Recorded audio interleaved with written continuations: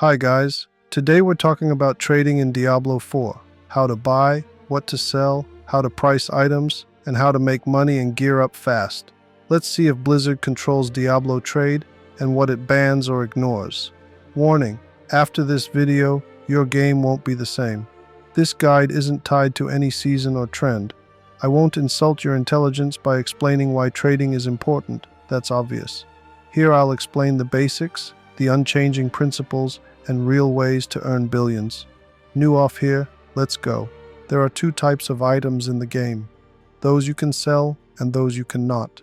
This is indicated by the item's binding status, whether it's account bound or not. For example, items dropped from Tree of Whispers caches or ones changed by the occultist or blacksmith can't be sold or transferred. You also can't trade resources, herbs, obdusite, or anything in the resources tab. Same with everything in the inventory tab, no trading. Mythical items are also account bound by default. You can trade legendary and unique items, runes, gems, elixirs, and lair boss keys. People try trading on various Discord servers and the in-game trade chat.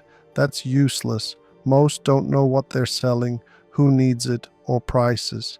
Diablo trade site also has these people, but much fewer. So today we talk about the Diablo trade website. Yes, there are professional Discord channels trading for real money, but this guide is not about that. First, remember that both the website and the game can lag or glitch. Expect freezes and broken functions. But there's no alternative. Hundreds of thousands of players buy and sell here. On the website, we see that it's created independently by a fan community, not by Blizzard. We can either trust the official statements or assume that's not entirely true. But when we join the community Discord, we see Blizzard representatives there. I'm not claiming anything, I'm just making an entertaining video. You see some stats about users and deals, plus a warning, only trust battle tags sent via the Send Battle Tag button. That's a clear hint, scammers exist here. Someone in chat might send you a fake battle tag, not the one linked to their Diablo trade account. The site itself doesn't sell or buy anything. It's a middleman where you can list your items or purchase something by exchanging battle tags with the seller or buyer. You'll finalize the trade in-game via the trade interface. To access the site's features, you need to log in via Battle.net. Now, we need to figure out pricing, whether buying or selling. Let's start with something simple and straightforward. Runes. Click the item button to go to the item trading section. By default, everything's listed in order of newest offers first. I'll demonstrate using one of my real trades. Click the filter icon. The season filter is checked by default, but you can change it if needed. Select runes and look for the one I need. You can scroll with your mouse or start typing the name in the search bar. Click the rune, now only it shows. Next, check who's selling or buying, in what quantity, and at what price. About quantity, the more a seller has, the faster they sell. That's how it works. I gathered sparks, as explained in my previous video, and decided to craft 5 Harlequin crests. I need 30 runes and prefer to buy in one deal instead of from many sellers. You can sell 1 or 2 if that's what people need, but usually buyers want enough for several crafts. Next, we can check the sales history, though technically we're seeing the prices sellers marked as sold.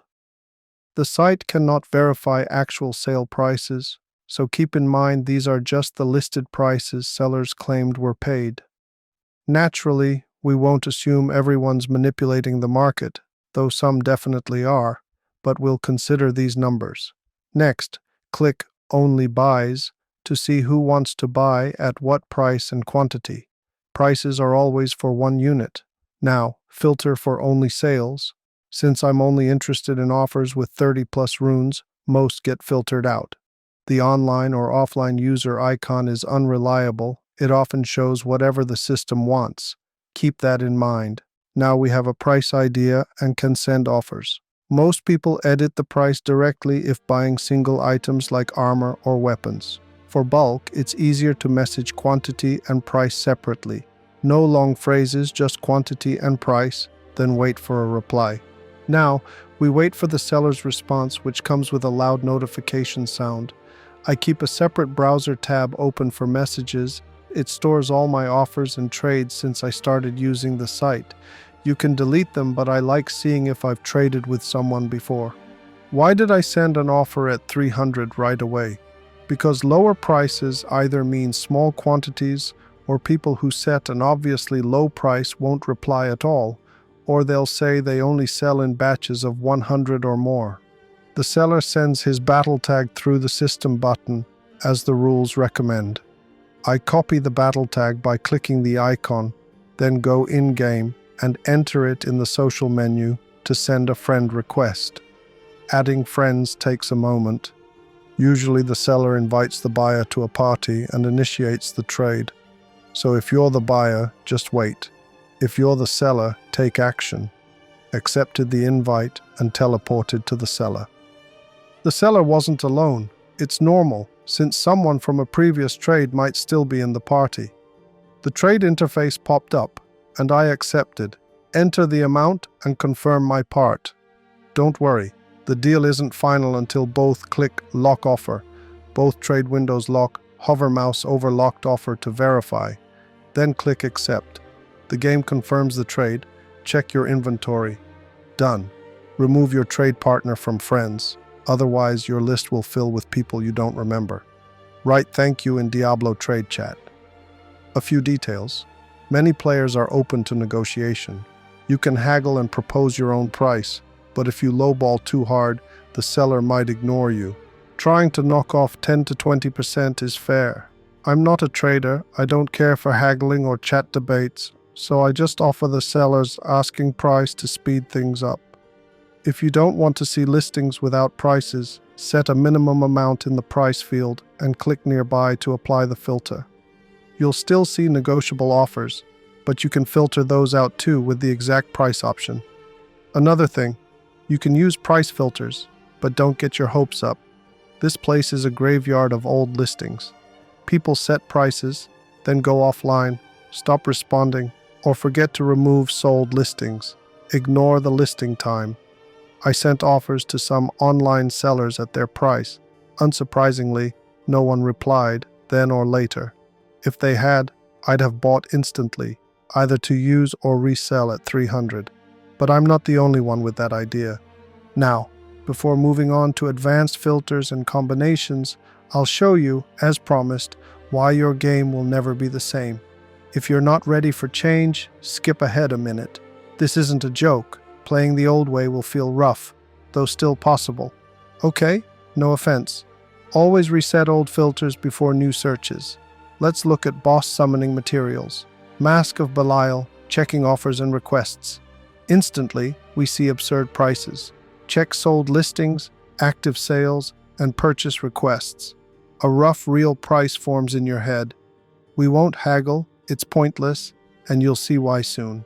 The current real price is 8, maybe 10 million per piece. To buy 1,000 of them, which means 500 Belial runs, you'd need 8 billion gold. That's about 40 cents on gold-selling sites for Diablo 4. Another option is to sell your runes early in the season or some other valuable item to get starting gold. The best items to sell change each season. Before, it was Stygian stones. Now, it's runes. Next season, it'll be something else. In total, from 500 Belial runs, you'll get a massive amount of loot, gear, runes, resources, and infernal compasses. You'll 100% find decent gear with 1 or 2 greater affixes, and without a doubt, you'll have things to sell. You'll make back your 8 billion and earn enough for 5,000 lair boss keys. Plus, you can buy better gear by selling what you don't need. This is why, if you have even a slight interest in trading, your game will never be the same. You'll earn enough gold for anything, even items with 4 greater affixes and perfect aspects. For example, in Season 6, uniques with 4 greater affixes and perfect aspects cost about $1 in real money. Now a perfect item goes for $4.50, but boss keys are practically free. Every season, there's something to buy and sell. As said, many guys do taking offers. You can contact them if bored. You can negotiate fast or face weird seller demands. I mostly ignore them. But if you want to trade seriously, talk. Sometimes there's a Discord link. There might be pro trading for gold or real money or complex exchanges with extra payments or items. I'm not a trader. I avoid long talks, but everyone has their style. Now, let's look at advanced filters using the amulet I want for Sorcerer as example. Ideal looks like this, where you can roll the third needed stat. After resetting filters, choose the game mode, then select the gear type. You can also search by typing a couple of letters. Next, pick the rarity. Now go to the advanced filters. Don't get lost, it's done well. After clicking a filter, scroll the mouse wheel up, or you won't see the input fields. Start typing the stat you want. For me, it's intelligence with percentage. Don't mix flat stats with percentage. I also mark it as a greater affix. In the same field, I add a second stat. Permafrost is rarer, so I search for inner flame. I also set it as greater affix. Only 3 listings show up, and they'll bankrupt me. You can't just pay the 100 billion gold cap here. You'd need to add some insane item on top. I don't even consider these because, again, I hate haggling. So I remove the greater affix filter and just search for inner flame. Now, some rolls show up with just +1, which is useless. So I set the minimum value to +2 and click to apply the filter. Prices range from 75 to 90 billion, with options to make an offer. That means the seller is fielding bids. You can send yours, but if it's too low, they'll ignore you. Check how long the listing's been up, and cry. You might also see a price like 250, meaning the seller wants 250 billion, paid in 3 transactions, due to the 100 billion cap. You'd have to wait for them to spend your first 100 billion, etc. Too slow, too much trust, not for me. Some might invite you to a 4-player party where you split payments. I don't even want to know how those deals work. As the great mentor said, check the sales history. It's a mess, with prices like 1 trillion or 10 trillion. Very useful info. I explained earlier where these numbers come from and why I avoid this section. To find a real price, you send offers to several people based on an average of current bids. Here, the "when was this item listed" option helps, though if listing time matches last online time, which makes it useless. You'll send offers. Remember, you might get lucky fast, or waste time and walk away empty-handed. The lower your standards, the better your chance buy something at a good price. It's fine to tell a buyer, someone just offered slightly more. Lower your requirements, and things get easier. With more listings, you'll quickly spot prices between 2 to 5 billion. That depends on luck and how much time you want to spend trading. If you want to narrow the listing, set the max filter equal to the min, and you'll get similar items with less price spread. Now let's look at searching by unique item aspects, or more precisely, by their value. Reset filters, choose game mode, type part of the item name. All are listed, but we want only the max ones. Enter min and max 25. Okay, they're all 25, with different numbers of greater affixes. Suppose we want only one on cooldown. Start typing it in the extra filter field and see many values. You can't copy text with %sign because developers disabled text selection. So scroll down to the most common search parameter at the bottom and select it. You get what you need and check it out. The sales history here is harder to fake due to large trade volume and can be viewed. You can add a second parameter with a greater affix and exclude unwanted results by limiting an irrelevant stat with a wildcard. Now, legendary aspects, using Sorc weapons as an example. Reset filters, choose mode, enter aspect name, select it. Notice max values differ for one-handed weapons, two-handed, and amulets. Enter minimum 200 to see only max aspects on staves. Enter min and max 100 to see one-handed weapons with max aspect. Same thing using weapon type filter, select staff, min 200, sight crashes. Remove max limit, works again. You can search for weapons or any gear. Reset, pick mode, gear type, rarity, stats, one or multiple. Mark if they're greater affixes, set min, max values. Advanced users can stack filters, but most don't need that. Now about selling. To sell, you need a screenshot of the item. On Windows, use Win plus Shift plus S or snipping tool, select the area, and the image is copied to clipboard. On the site, click Create Listing and press Ctrl plus V. Check Auto-Recognized Info, edit values if needed, and set your price based on similar items you checked. You can list a fixed price or allow offers. To sell fast, exact price slightly below average. Listing consumables for sale. Select the appropriate option from the menu. Choose the gameplay mode and the material name. Set the quantity and the price per unit. Click Submit. How to price items is explained above, but in practice, list your item, and if offers come in fast, your price is low. No offers, price is high. It's that simple. You'll get a sense of optimal pricing quickly. You can always open your trade list and mark an item as sold at the listed price. Now you see what I meant earlier? You can delete a listing or relist at a new price, or add bargaining if it wasn't there before. Personally, I don't like all these tricks and never got into active trading. I use trading minimally, just not to fall too far behind regular players. Ladder leaders and others get 3 or 4-star gear within a week of season start. Sorry, the game's not about spending real money for me, and I won't pay $100 early in the season for good gear. I'm not ready to dive into trading either. Isn't my idea of fun. One more thing. I bought cheap armor and got +3 masterworking. I'll cover crafting in detail in the next video. Now, a warning. There might be dupers. They don't just duplicate gold or boss layer keys, but also items. I'm an adult and don't believe in miracles, but they happen sometimes.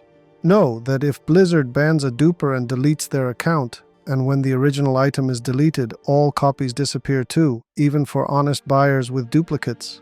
This has happened, so don't salvage your old gear. Yes, it's a fact. Blizzard also banned players involved in suspicious trades, though what exactly Blizzard defines as suspicious is unclear, probably even to them. Everything that happens in the in-game trade interface, as well as on the Diablo trade website, is logged.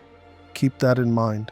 Don't worry, banning normal players isn't profitable, nor is banning dupers who have massive account networks, all bought. Heard about bot farms in World of Warcraft with more bots than real players? Of course you did. In our capitalist reality, if something doesn't happen, it's because it wouldn't make extra profit. I want to end on a positive note. You can get items for sale where you get the most items per hour, the pit. After Paragon 250, it's also the best XP source. Runs last 1 or 1.5 minutes, and you get both items and materials. If your goal is max Paragon, even better. And of course, once you know the market, you can buy and resell items. Plenty of players don't understand the market and some want quick, small profits. Experienced traders make big sums easily if they want. Finally, respect each other, be fair, be decent, be honest, and the world will be a little better. If you liked the video, don't forget to like and subscribe. Thanks. See you soon.